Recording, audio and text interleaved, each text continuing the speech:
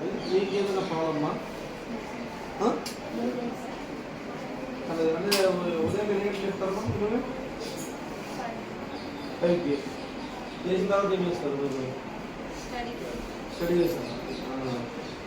ఎక్కువ ప్రెజర్ ఉంది కదా మీకు? ఆ స్టడీ వల్ల ప్రెజర్తో ఫుడ్ 3 ఫుడ్ బాగుంటుంది.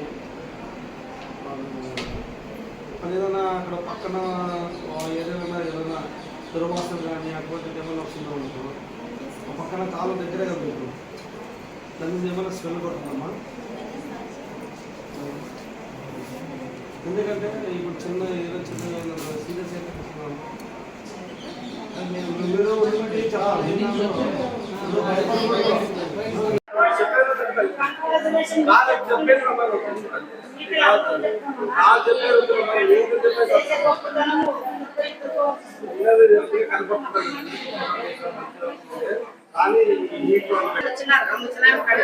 వచ్చి అత్త సార్ ఇంకోటి 3,000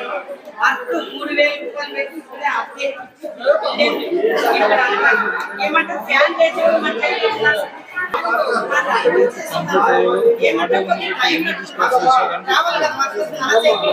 గవర్నమెంట్ ఇచ్చినప్పుడు గవర్నమెంట్ నిర్ణయించిన ధరలకు ఇస్తామని రాసి ఇచ్చినది, దాని మేరకే ఆక్యుపై చేసుకుంటాం. దానికి మేరకే ఆక్యుపై చేస్తారు. మీకు ఈ రూల్స్ ప్రకారంగా ఈ సెట్లు ఇట్లా పెట్టాల్సి ఉంటుందా సార్?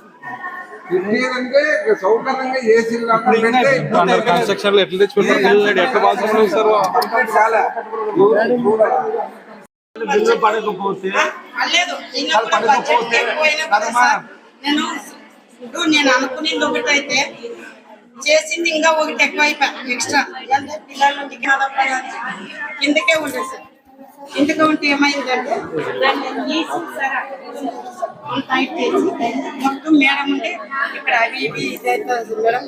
ఇది ఈ మేడం పిల్లలకి ఇబ్బంది అవుతుంది, చేపియండి చేపిస్తే మేము చేసుకుంటామని అన్నదికే మరి వాళ్ళ నుండికేసి సార్ కిందకైతే బాగుండదు, ఇంకా హైట్ అయితే కూడా బాగుంటుంది అనే ఉద్దేశంతో ఇవన్నీ ఉప్పించి అంతా చేయించినాం. బడ్జెట్ ఎక్కువైంది సార్ మాకు కూడా, కాకపోతే కొంచెం టైం పట్టుకుంటారు. అందులోనే ఇంకోటి మేడం కూడా అడిగిన, మేడం రిక్వెస్ట్ గా బిల్లులు అంటే అది వాళ్ళ చేతిలో కూడా లేదు, బిల్లు పడేటప్పుడు పడతారు. కాకపోతే వర్కర్స్ కూడా ఏమవుతుంది సార్ ఇక్కడ ఈ పొద్దు వాళ్ళ చేతిలో పెట్టి 10 రూపాయలు పెడితే కూడా ఇచ్చే పరిస్థితిలో లేదు. శ్రావణ మాసం వచ్చింది సార్, అంతా ఇక్కడ ఇప్పుడు తెలుసు ఒక రోజు వస్తే ఒక రోజు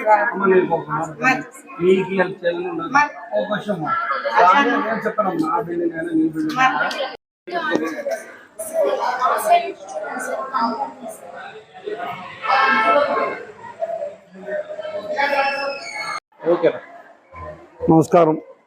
ఈరోజు బీసీ బాలికల ఈ హాస్టల్ నుంచి మాట్లాడుతున్నాను.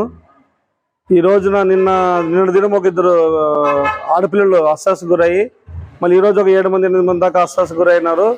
ఏమని పోయి మెయిన్ హాస్పిటల్లో పోయి పలకరించి పోయినాను. తర్వాత అక్కడ విషయం అంతా కనుక్కున్న తర్వాత ఫుడ్ ప్రాబ్లము, వెంటిలేషన్స్ ప్రాబ్లం ఉందనేది ఇక్కడ వచ్చాక తెలిసింది.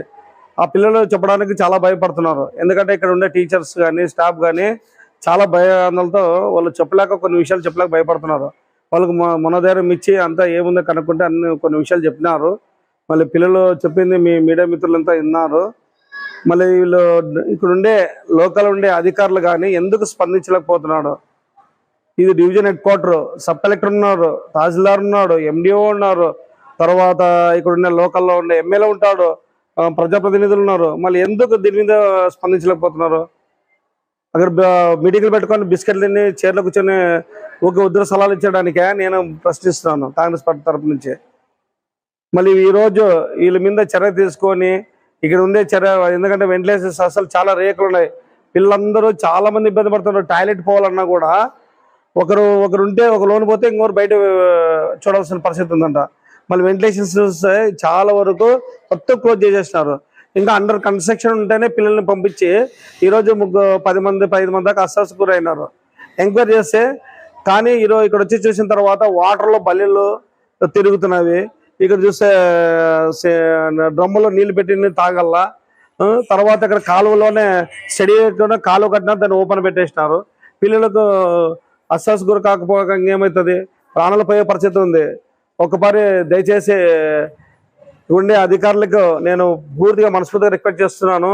ఒకసారి విజిటింగ్ వచ్చి దీని మీద ఏదో నాకు స్పందించి మంచి ఇక్కడుండే పిల్లలు బాలికలను మీరు కాపాడాల్సిందిగా కోరుతున్నాము.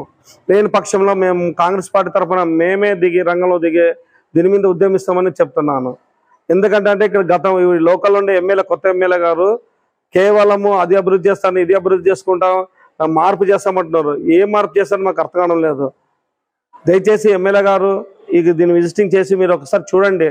మీకు చూసి మీ మనసుకు నచ్చితే, మీరు ఒక డాక్టర్ కాబట్టి మీరు కంపల్సరిగా పిల్లల మీద శ్రద్ధ చూపించి వాళ్ళకి మంచి అవకాశం కల్పించాలా. గవర్నమెంట్తో మాట్లాడుకొని వాళ్ళకి ఏమి ఎక్కడి నుంచి ఇది ఇబ్బంది ఉందన్నది కనుక్కొని చేయండి. ఎందుకంటే కింద నుంచి పై వరకు మీ అధికారం ఉంది. కేవలం మాటలు కొట్టే పరిమితం కావద్దండి. దయచేసి ఎమ్మెల్యే గారు చేతుల్లో కూడా చూపిస్తే మాకు కూడా సంతోషపడతాం.